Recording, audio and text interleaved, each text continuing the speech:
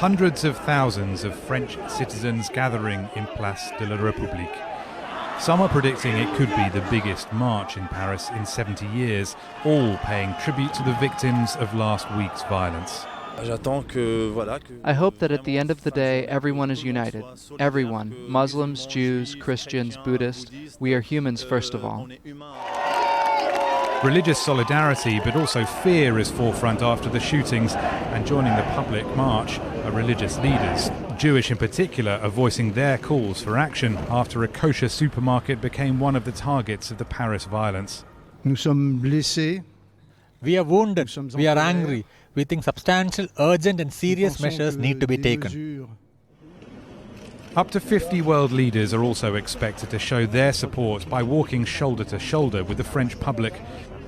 And it's also galvanised European leaders into action. Interior ministers from across the EU and the US have descended on Paris to hold a meeting on how to better work together on counter-terrorism. Protecting their populations against such ideological violence has been a key concern of Western governments for decades.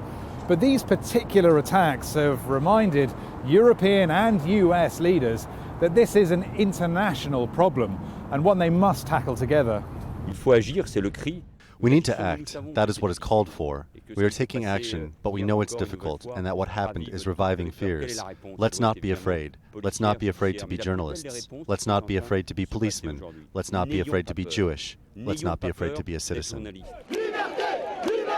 From terrible acts of violence has come a unity through grief and shock, not just from the French, but from the rest of the world. This is an unprecedented gathering of regular people, heads of state and religious leaders, all with one hope in mind, a united end to violence. Rory Challens, Al Jazeera, Paris.